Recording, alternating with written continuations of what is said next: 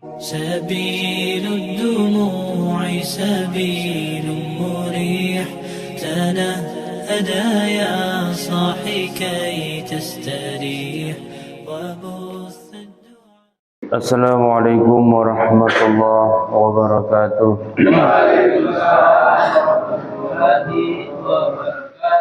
الحمد لله نحمده ونستعينه ونستغفره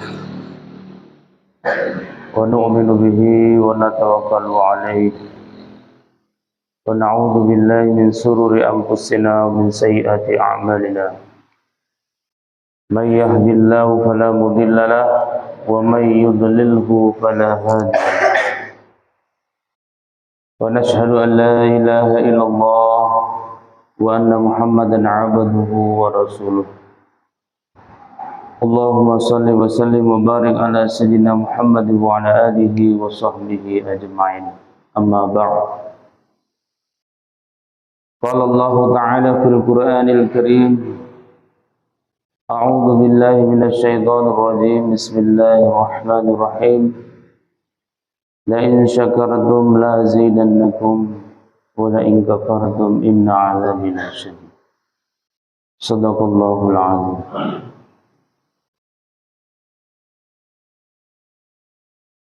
Para hadirin jemaah ba'da salat Isya yang dirahmati oleh Allah Subhanahu wa taala, mari kita ucapkan rasa syukur kepada Allah Subhanahu wa taala, yang mana Allah taala masih berikan kita nikmat kesehatan, kemudahan, sehingga kita dapat menjalankan perintah Allah taala, yaitu salat subuh berjamaah mengikuti contoh daripada baginda Nabi sallallahu alaihi wasallam. Salawat dan salam senantiasa tercurah ke atas Sayyidina Muhammad sallallahu alaihi wasallam, Al-Mustafa, yaitu kekasih kita, junjungan kita, orang yang kita teladani, yang satu-satunya orang pilihan daripada Allah Subhanahu wa taala yang dapat berikan syafaat kelak di yaumil akhir, di mana tidak ada orang yang bisa memberikan syafaat kecuali bagi Nabi sallallahu alaihi wasallam.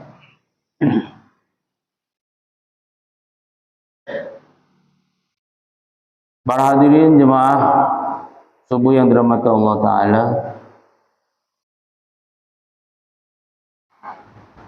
manusia ini adalah tujuan, cita-cita daripada Allah Subhanahu wa taala yang selama ini yang diinginkan. Padahal sebelum manusia hadir, Allah sudah menciptakan terlebih dahulu makhluk-makhluk yang lain.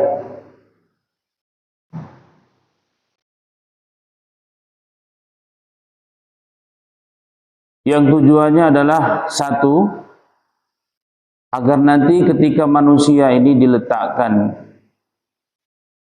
di alam yang dikehendaki oleh Allah Subhanahu wa taala, termasuklah dari alam ruh, alam kandungan, sampai kita ini ke alam dunia ini, berjalan sesuai dengan targetnya Allah Subhanahu wa taala. Maka dikatakan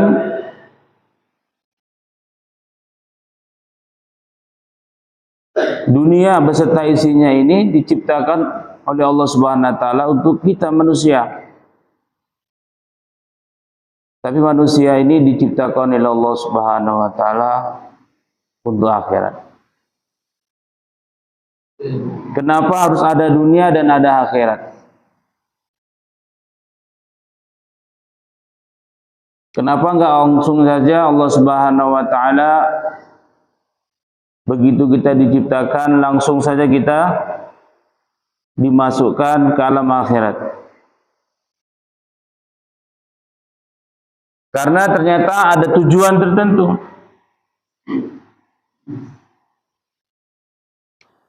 Karena ingin Allah Subhanahu wa taala mengambil yang terbaik dari sekian banyak ciptaannya ini. Makanya ulama-ulama kita dulu bingung memahami hadis an-nasu ma'adin kama'adil dhahab wal fiddah. Manusia ini barang tambang seperti pertambangan emas dan perak. Ini maksudnya apa? Itulah juga yang ditanyakan oleh Nabiullah Musa alaihissalam kepada Allah Subhanahu wa taala. Musa ini adalah kalimullah. Kenapa dijuluki kalimullah? Karena nabi yang istimewa yang bisa langsung berkalam dengan Allah Subhanahu wa taala.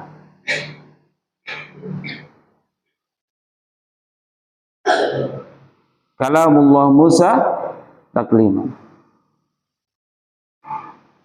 Dan Nabi Musa ini pernah menanyakan, "Ya Allah, kenapa engkau ingin jadikan manusia, kemudian manusia sebagian nanti engkau azab dan sebagian dimasukkan ke dalam surga?" Biasanya Allah Ta'ala nggak langsung memberikan pertanyaan atau jawaban seperti kita, seperti seorang guru dengan murid, tidak seperti itu. Allah kasih pelajaran, Allah kasih dia tugas untuk riyadhah. Coba sana kau sekarang tanam padi, kata Allah.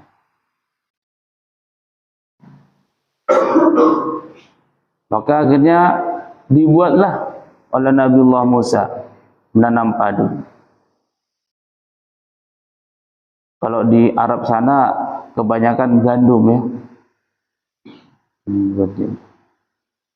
Karena kiai ini kita kiai Jawa, jadi disibehkan atau disupakan dengan padi, karena di Indonesia ini banyak orang nanam padi, jarang nanam gandum. Gitu. Yang ada sorghum kan. Kalau gandum ini jarang. Tapi kalau sorghum ada di Indonesia ditanam.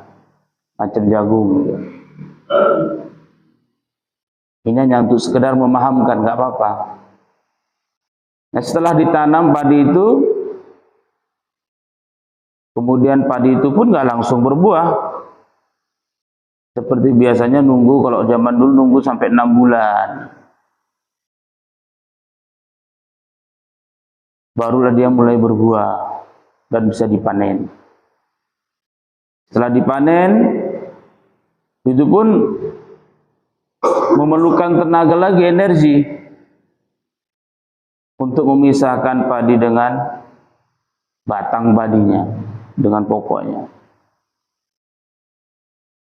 Jadi memerlukan proses pengorbanan lagi. Yaitu padi harus dijemur. Jadi nggak langsung bisa jadi beras begitu. Jadi memerlukan proses yang panjang. Setelah itu dipisahkan mana padi yang berisi dan yang tidak. Yang bagus letakkan di karung, kemudian di packing yang cantik. Nah, sisanya dibakar oleh Nabi Musa alaihissalam. Karena nggak faedah. Biar nanti kalau jadi abu bisa dibuat untuk cuci piring. Abu gosoknya. Nah, seperti itu. Setelah ini pun selesai semua, menghadaplah Nabi Musa kepada Allah dan berkalam kembali. Ya Allah, kami sudah menjalankan apa perintah. Kemudian Allah bertanya, apa yang kau lakukan? Setelah kami panen ya, udah jadi beras, kami packing ke tempat yang bagus. Yang bagus kami packing, kami simpan di gudang untuk stok makanan kami. Nah, terus yang sisanya, ya karena nggak ada lagi yang kami bisa gunakan untuk dimakan, kami kumpulkan, kami bakar. Jadi abu, dan abunya itu ya bisa dimanfaatkan lagi untuk jadi abu cuci piring, seperti itu. Seperti itu. Maka Allah Subhanahu wa taala memberikan pengertian langsung ke dalam kalbunya Nabi Musa. Begitulah aku ini menciptakan manusia. Manusia yang sudah turun ke dunia ini enggak langsung kuciptakan seperti Adam. Tapi dia melalui proses perkawinan. Dari situlah keluar manusia-manusia yang lain, manusia-manusia yang baru. Manusia-manusia ini yang berjalan di atas bumi ini, ketika mereka mendapatkan ajaranku, kata Allah, hidayahku, agamaku, yang betul-betul dia taat kepada syar'i yang saya berikan kepada setiap utusanku. Syariat ini kan agama. Sampai ajal menjemputnya, maka dialah termasuk orang-orang yang muflihun, orang-orang yang sukses. Dan aku sudah siapkan tempat yang lebih baik daripada dunia ini. Tapi manusia-manusia yang berjalan di atas dunia ini, yang sebaliknya, yang tidak mau menghiraukan perintahku, sepele dengan perintahku, tidak mau melaksanakan apa yang saya perintahkan seperti sholat, puasa, zakat, haji, umrah, maka sudah kusiapkan neraka untuk mereka. Khalidina fiha abada juga. Barulah Nabiullah Musa paham. Makanya Nabi Musa langsung sendiko dalam, kata orang Jawa, sami'na wa ata'na. Ya udah, dia tinggal jalankan aja perintah Allah Subhanahu wa taala. Dia berdakwah kepada Bani Israel, ya udah dia dakwah saja. Dia udah nggak ada lagi maksa-maksa, dan dia tidak ada lagi rasa gimana-gimana, karena masalah hidayah, masalah surga, masalah neraka itu adalah hak prerogatif daripada Allah Subhanahu wa taala. Manusia ini mau ditaruhkan di surga, mau ditaruh neraka, hanya Allah Subhanahu wa taala yang menentukan. Adapun kita sama seperti Nabi Musa tadi, hanya sekedar menyampaikan. Hanya sekedar itu saja. Sama seperti orang menanam padi, hanya sebatas menancapkan. Adapun untuk urusan akarnya, untuk urusan batangnya, apa yang dimakan padi nanti, yang disedot padi tadi, bagaimana cara padi mengeluarkan buahnya nanti, apakah padi ini akan mati atau nanti akan sehat, itu sudah bukan urusan kita lagi. Jadi seorang dai pun, baik khusus di Sigara-gara ini maupun umumnya di dunia ini, di luar Sigara-gara, hanya sampai sebatas menyampaikan. Jangankan untuk jemaah salat subuh yang dirahmati Allah Subhanahu wa taala, seorang dai pun tidak bisa memberikan hidayah kepada keluarganya atau orang tuanya. Seorang dai hanya bisa menyampaikan. Makanya kita dengar dalam buku-buku sejarah kenabian, seorang nabi ada istrinya nggak dapat hidayah dari Allah. Ada seorang nabi itu anaknya nggak dapat hidayah daripada Allah Subhanahu wa taala. Artinya apa? Istri seorang nabi pun, anak seorang nabi pun ada yang penghuni neraka, bukan penghuni surga. Sedangkan nabinya atau suaminya itu seorang nabi. Inilah menjadi pelajaran bagi kita, para jemaah sekalian rahmati Allah Subhanahu wa taala, agar kita bersyukur atas hidayah yang Allah Subhanahu wa taala berikan,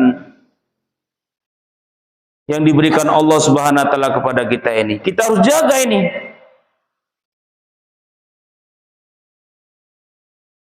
Karena hidayah ini seperti nikmat-nikmat yang lain. Seperti jabatan, harta.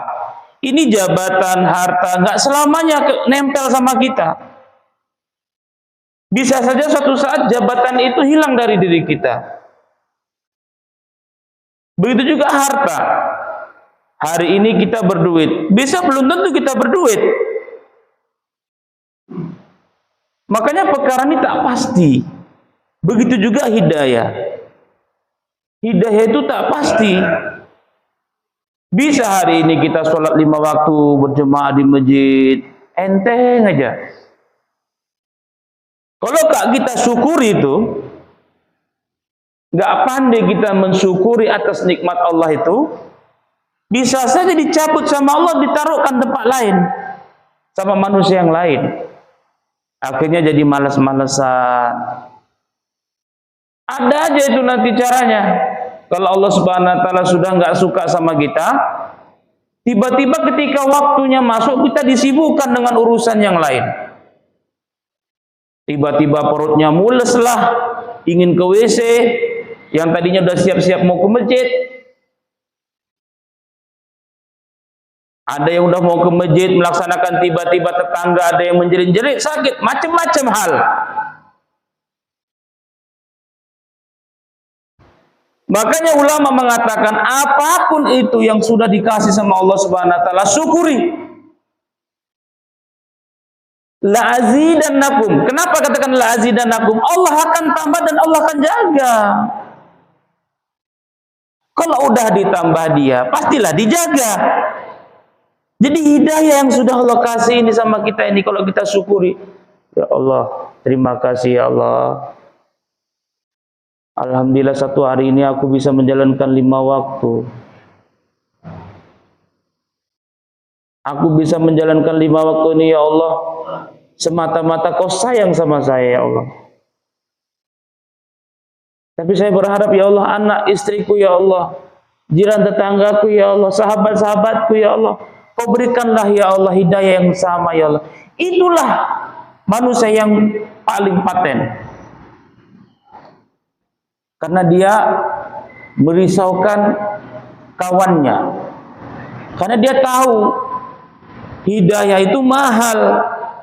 Hidayah itu bukan perkara yang murah. Dia pun risau. Macam mana supaya kawan-kawannya bisa mendapatkan perkara yang sama, yang mudah menjalankan perintah Allah ini. Kenapa kita murah melenggankan kaki kita ini? Karena Allah sayang sama kita. Kalau Allah Subhanahu wa taala nggak sayang sama kita, walaupun rumah kita dekat dengan masjid, berapa meter dari masjid, nggak akan sanggup itu kaki itu melangkah. Makanya itulah kita disuruh untuk bersyukur. Allah nggak minta dibayar. Kata Allah, kau nggak akan sanggup membayar semua nikmat-nikmat yang aku telah berikan kepadamu. Jangankan perkara hidayah yang besar, nikmat-nikmat yang sudah ada dalam diri kita saja. Seperti contohnya, kita bisa melihat, kita bisa mendengar, kita bisa berbicara, kita bisa makan, bisa minum. Maaf cakap bisa anggap aja, wah gitu. Itu nikmat dari Allah Ta'ala. Allah nggak minta bayaran. dari kita. Karena Allah tahu kita tuh miskin, kita tuh fakir.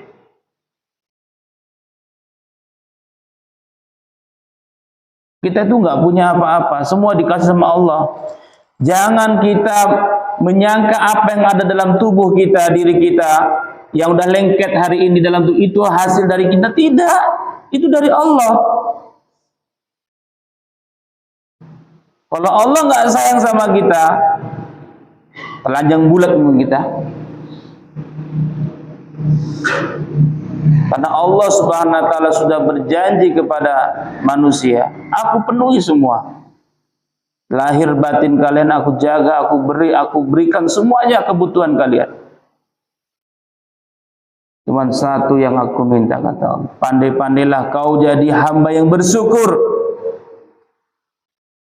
Dan terus Ustadz, hari ini orang tidak ke masjid, apakah bisa dikatakan itu orang yang tidak pandai bersyukur? Iya betul, tidak pandai bersyukur itu. Kalau dia datang ke masjid mau menjalankan perintah Allah, itulah tanda-tanda orang yang pandai bersyukur.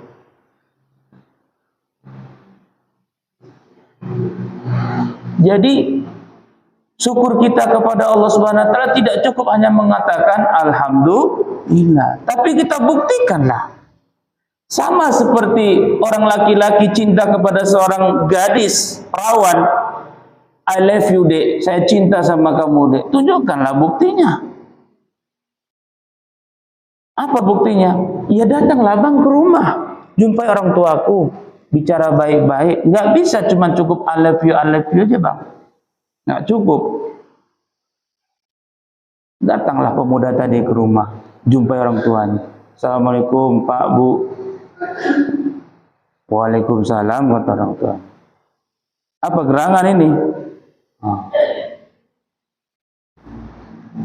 Udah panjang lebar dia cakap, intinya Bu, saya ingin menikahi anak ibu itu. Kalau ingin menikah anakku, bawalah orang tuamu. Jangan kau aja datang ke sini. Masih proses lagi ternyata. Itu untuk menunjukkan sebuah cinta. Balik dia ke orang tuanya, rembukan sama orang tuanya, kata orang tuanya, nggak bisa kita datang gitu aja tangan kosong nak. Harus siapkan mahar untuk diikat. Minimal entah 1 gram, 2 gram emas. Ternyata perlu proses untuk menunjukkan I love you itu, aku cinta padamu. Begitu juga kita dengan Allah Subhanahu wa taala. Untuk menunjukkan syukur kita ini, rasa syukur kita kepada Allah Subhanahu wa taala ini harus kita tunjukkan. Dengan cara apa? Ketika azan dikumandangkan, Allahu Akbar, Allahu Akbar.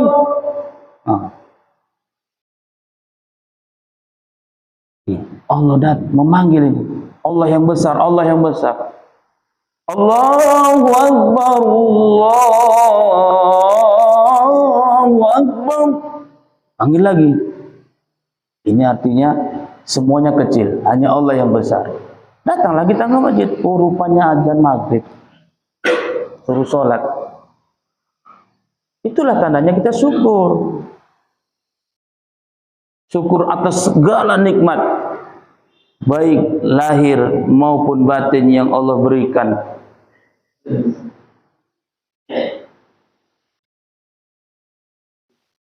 Ketika kota amal berjalan, apa rasa syukur kita? Di situ kan ada perintah Allah tuh. Ini ada kota amal depan kita kan gitu. Berarti kita disuruh apa? Memberikan sebagian nikmat Allah Subhanahu wa taala. Diminta lagi sama Allah itu. Maaf cakapnya udah dikasih sama Allah, diminta lagi. Minta sedikit aja, sedikit. 2000 berjadi, kata Allah. Tapi melalui kota amal nggak mungkinlah Allah taala langsung ngomong kayak kita nih. Namanya kita lagi diuji. Nah, kalau kita kasih tap masuk, Allah lipatkan 10 kali lipat. satu kita lempar, satu kita berikan kepada agama Allah, Allah kasih 10. Nah kemudian keluar dari masjid ada pengumuman, silahkan berikan infak yang terbaik Anda untuk masjid, misalnya gitu. Ini sebenarnya kalau orang yang belajar agama Islam, yang udah belajar akidah, dia tahu ini Allah juga ini. Tapi kan Allah menggerakkan manusia, berarti Allah juga menginginkan ya nikmat yang Allah berikan selama ini kepada kita. Kita sisihkan lagi infak terbaik. Bahasanya infak terbaik. Walaupun 2.000 nggak masalah, itu infak terbaik kita. Orang kita sanggupnya segitu ya segitu. Nggak ada di situ kita kasih 2.000 langsung BKM bilang, bulan, kau makan bakso, kau makan mie Aceh, kau tiap malam masuk 2.000 perak kau kasih. Nggak ada kayak gitu. Bahkan BKM langsung dia tersenyum, Masya Allah, semoga diterima Allah. Nggak ada kita dihardik-hardik itu. Jadi kalau namanya orang bersyukur itu kita harus memahami situasi dan kondisi di sekitar kita. Kita pulang ke rumah, sampai di rumah ada orang datang ketok pintu. Assalamualaikum Pak. Waalaikumsalam. Pak, mohon Pak, udah 3 hari Pak nggak makan katanya. Kalau ada orang kayak gitu, cepat carikan makanannya, jangan tunggu-tunggu lagi. Satu orang kita kasih makan ini jauh lebih baik dari ratusan ribu yang kita masukkan di kota infak. Karena Allah Subhanahu wa taala menciptakan manusia ini sebaik-baik makhluk Allah ciptakan. Maka kalau kita bantu manusia yang lain ketika dia membutuhkan, apalagi udah masalah perut, ini cepat kita carikan makanannya. Jangan sampai dia nangis di depan kita, marah Allah sama kita nanti. Apalagi kalau udah bak perut, kasih makanan, berikan nasi bungkus. Kalau nggak ada nasi di rumah, belikan nasi bungkus.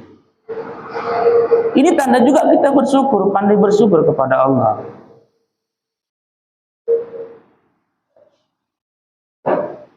Jadi banyak sekali yang diajarkan oleh Allah Subhanahu wa taala agar kita itu menjadi seorang hamba yang bersyukur. Maka cukup Allah katakan, laqad kana fi Rasulillahi uswatun hasanah.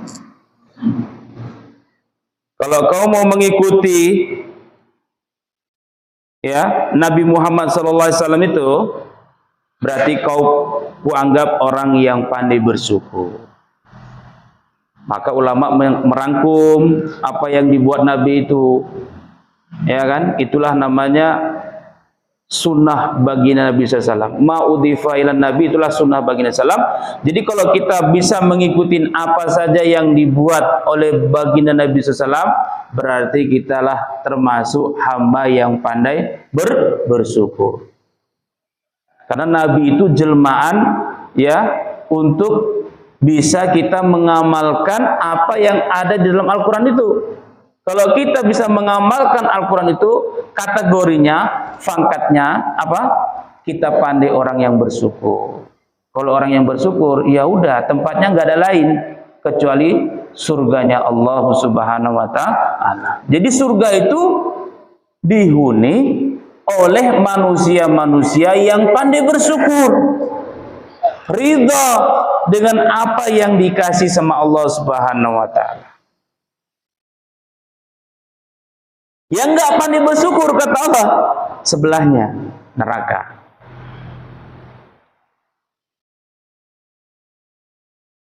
Termasuklah kita ini, kata ulama, punya anak, anaknya dimasukkan ke pesantren, itu termasuk kita itu manusia yang pandai bersyukur. Loh kok gitu Ustaz? Jadi ke sekolah? Ya saya kan nggak mengatakan sekolah haram. Cuman kita harus mengutamakan perintah Allah. Karena memang intisari dunia ini, ya kan, diciptakan manusia ini bukan untuk dunia. Kita nggak pandai dunia, nggak apa-apa kata Allah. Nggak kutanya tuh duniamu itu. Kau nggak jadi polisi, nggak apa-apa kata Allah. Kau nggak jadi apa? presiden pun nggak apa-apa kata Allah. Kau nggak jadi menteri nggak apa-apa kata Allah. Tapi kalau kau nggak jadi orang yang bersyukur, kau nggak pandai bersyukur, kau nggak ngerti agama kata Allah, siap-siap kata Allah.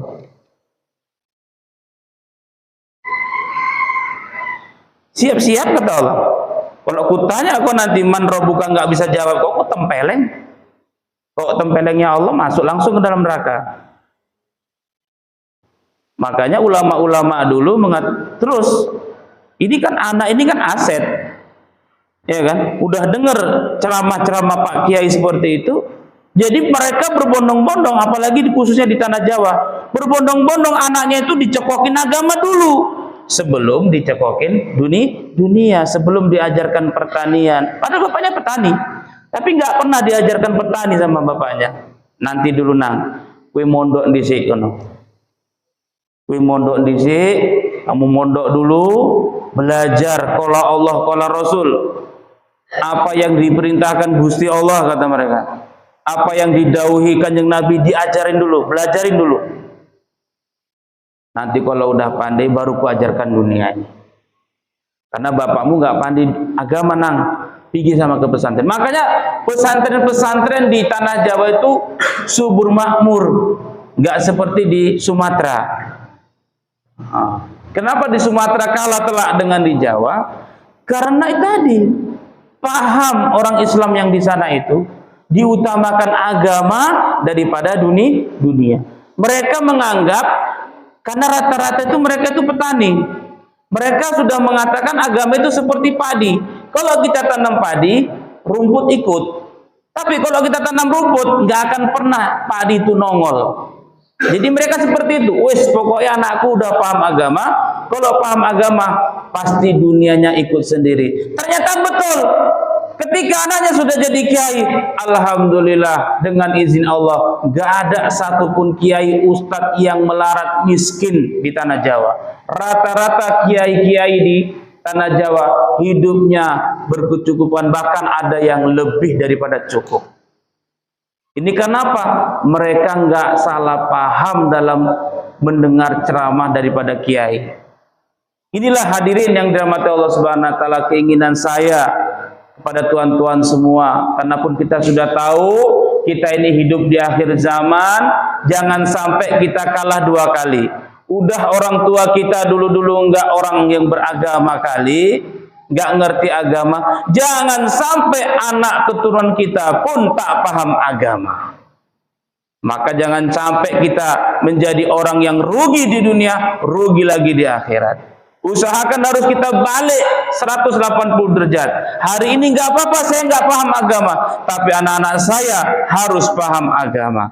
Ketika kita mempunyai prinsip seperti itu, kita adukan kepada Allah. Ya Allah, ini ada anak-anakku, 1, 2, 3 anak. Ya Allah, pilihlah anak-anakku ini menjadi generasi-generasi penegak agamamu ya Allah. Jadilah dia seorang da'i yang alim, yang hafiz, yang senantiasa engkau ridhai sewaktu dunia sampai di akhirat. Itu yang harus kita aturkan setiap saat kepada Allah Subhanahu wa taala.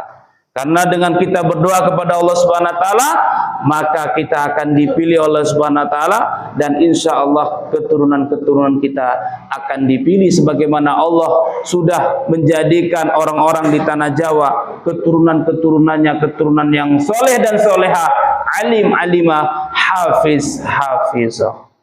Kita juga harus sama, kita jangan sampai kalah dengan mereka yang di tanah Jawa. Yang di Sumatera, orang sama-sama makan padi, makan beras. Kita harus punya prinsip yang sama. Kita juga punya hati yang sama. Kita berdoa kepada Allah Subhanahu wa taala agar generasi-generasi kita yang khususnya di Sigara-gara ini, mereka semua anak-anaknya menimba ilmu agama, mempelajari ilmu agama, menjadi alim alimah, menjadi hafiz hafizah, soleh soleha, orang yang bermanfaat di dunia wal akhirah. Amin amin ya rabbal alamin. Jadi Bapak sekalian, inilah kiranya yang bisa saya sampaikan ya. Semoga kita semua dijadikan generasi-generasi yang terbaik yang sudah dicita-citakan oleh baginda Nabi sallallahu alaihi wasallam dan para sahabatnya. Semoga kita semua dan anak-anak keturunan kita dan zuriat kita menjadi orang-orang penerus-penerus penegak-penegak agama Allah Subhanahu wa taala. Semoga kita semua bisa berkumpul ya di akhirat kelak di surga firdausnya Allah Subhanahu wa taala.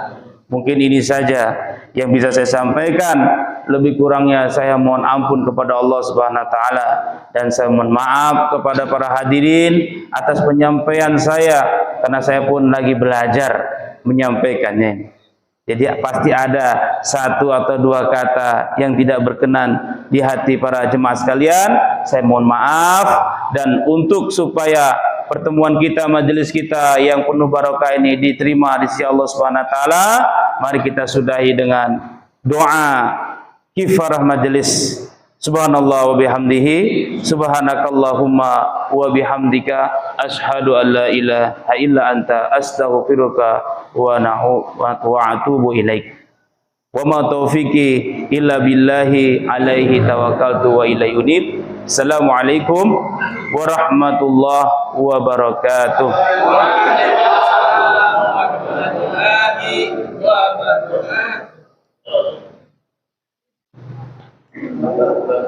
Bismillah.